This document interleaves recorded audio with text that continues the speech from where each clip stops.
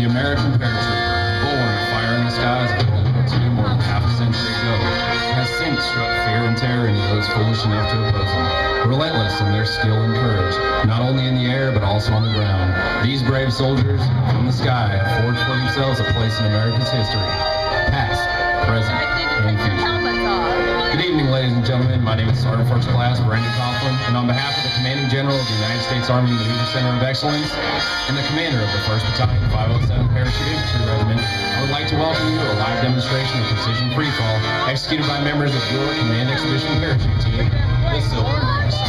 For today's demonstration, 3 jumpers will exit the U.S. Coast Guard C-130 from an altitude of 5,000 feet and perform a stack-out maneuver, which will create vertical and horizontal separation between jumpers. You will direct your attention skyward towards the aircraft. The jumpers are just moments away from their exit point. At this time, the jump master is looking out the door of the aircraft. For a series of hand and arm signals, the jump master relays heading corrections to the pilot, maneuvering the aircraft to a precision point for the jumpers. Watch closely as you may see the nose of the aircraft move slightly left or right in response to these heading instructions. The jumpers complete their final gear checks and move to their exit positions. A thumbs up signal is given. Watch momentarily for the jumpers to exit the aircraft.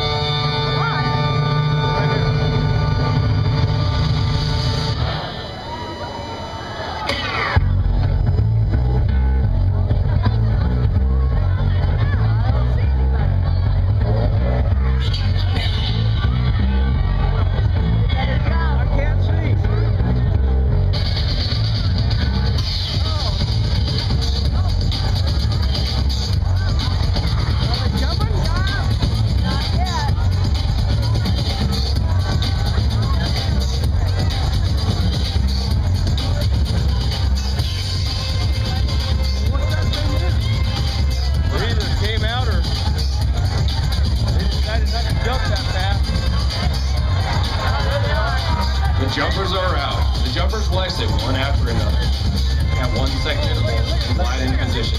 Once the jumpers begin to fall, their speed will increase to approximately 120 miles per hour.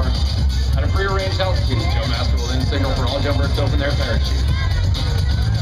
Look at Ward, buddy. Ladies and gentlemen, there you have it. 3 beautiful black and silver canopies with silver. Silver wings use ram airtight parachutes. Because they're designed, when viewed from the side, they closely resemble that of the wing of an aircraft. This allows the parachute to be extremely maneuverable. It has a forward speed of 25 miles an hour and a glide ratio of 3 to 1. This means for every 3 feet of forward movement, it descends 1 foot in altitude. To maneuver the canopy, the jumper has a set of control lines. Turn the canopy left, he pulls down on the left control line. Turn right, he pulls down on the right control line. For rapid descent, the jumper will use the front right.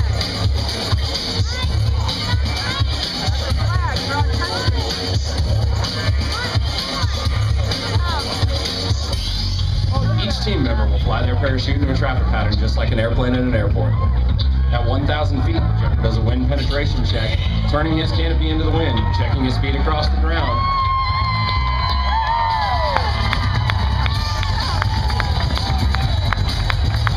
He then flies the downwind leg, face like 90 degrees to the target, and faces back in the wind for his climb.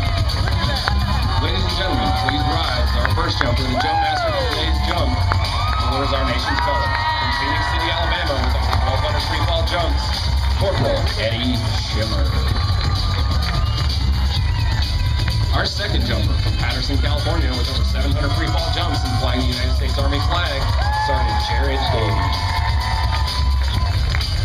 Our third and final jumper, flying the ball.wmv flag and delivering tonight's game ball from Great Falls, Virginia, with over 500 free fall jumps, Captain Andrew Waldo.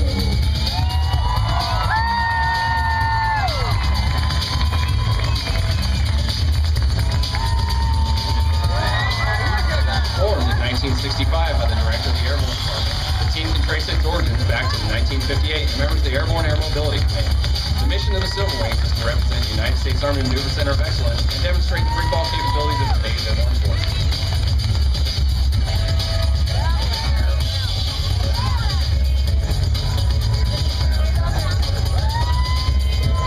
At this time, Captain Andrew Waldo will deliver tonight's game ball to Lance Corporal Thomas Parker, 3rd Battalion. Battalion 5th Marines.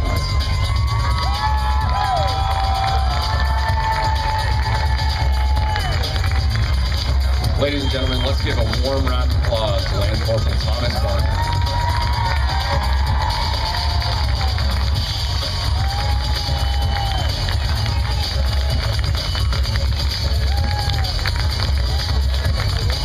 U.S. Marine Lance Corporal Thomas Barker, 3rd Battalion, 5th Marines. Tommy was born in Waialuka, Hawaii, September 18th, 1989, and was raised in Ronan, Montana. He graduated from Ronan High School in 2008. Tommy was active in wrestling and football from the 7th grade through his graduation in June of 2008. Upon graduation, he joined the United States Marine Corps.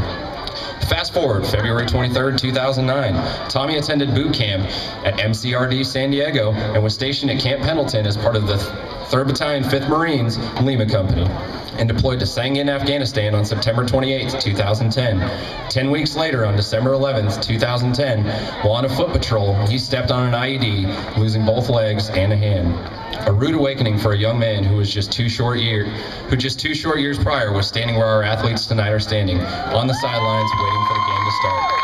Tommy spent the next 7 weeks at National Naval Medical Center in Bethesda, Maryland, before being transferred to Balboa Naval Medical Center in San Diego, where he is currently doing his rehabilitation. Tommy wanted to make the Marines a career, but at present he is unsure whether he will continue his military career or go to school. Ladies and gentlemen, please give a warm welcome to Lance Corporal Thomas Barker, our 2011 Battle of the Capitol Guest of Honor.